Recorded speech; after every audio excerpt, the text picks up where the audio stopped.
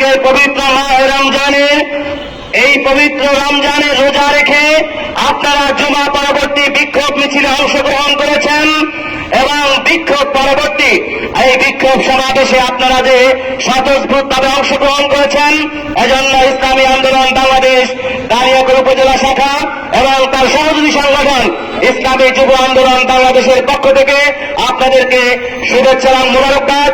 এই বিক্ষোভ সমাবেশে এখন সমাপনী বক্তব্য রাখবেন ইসলামী আন্দোলন বাংলাদেশ দাঁড়িয়াকোট উপজেলা শাখার সংগ্রামী সভাপতি জননেতা জনাব আল আমিন খান।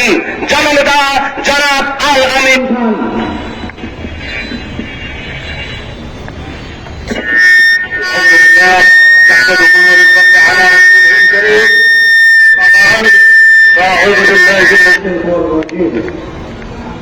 ইসলামী যুব আন্দোলন কর্তৃক আয়োজিত আজকের ফিলিস্তিন গাজা ভারতের নাগপুরের মুসলিম হত্যার প্রতিবাদে আজকের এই সমাবেশে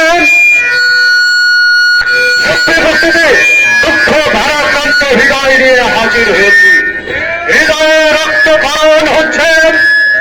সারা পৃথিবীর দ্বিতীয় প্রথম কেতন সেই ফিলিস্তিনের রক্ত রক্তাক্ত শিশুর দেহ দেখে আমরা সহ্য করতে পারতেছি না। সক্রিয় উপস্থিতি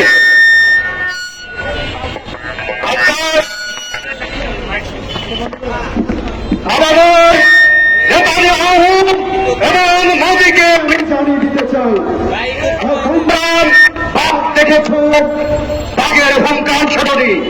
তোমরা পাহাড় দেখেছ, পাহাড়ের হুঙ্কার শোনি। তোমরা মুসলমান দেখেছ, মুসলমানের জিহাদি কাটা করে আমাদের ভয়ের রক্তের প্রতি ফোটার দাবি আমরা আদায় করব ইনশাআল্লাহ।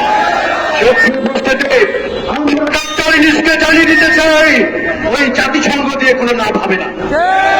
আপনি বলেন কতজন মুজাহিদ, কতজন মুসলমান আপনার দরকার, ওই ফিলিস্তিন আমরা যাবো। আমাদেরকে আমরা ডাক দেবেন, আমাদের রক্তের ফোঁটা দিয়ে আমাদের ভাইদেরকে মুক্ত করবেন।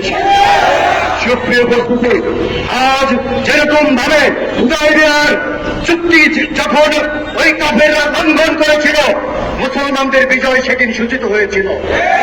আজ সেই কুকুর এবং শুয়ার, সেই ইসরায়েল সেই চুক্তি ভঙ্গ করেছে আমাদের বিজয়ের সামনে।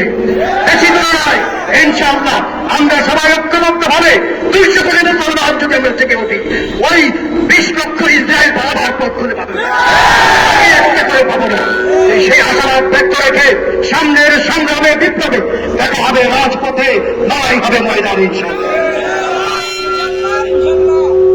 প্রশাসন এবং সাংবাদিক ভাই এবং আমার সামনে উপস্থিত তৌহিদি জনতা এবং খেলাফত মজলিস সহ বিভিন্ন সংগঠনের ওলামায়ে কেরাম সহ সবাইকে ধন্যবাদ ও মোবারকবাদ জানিয়ে আজকে আমাদের প্রোগ্রাম এখানে শেষ করছি।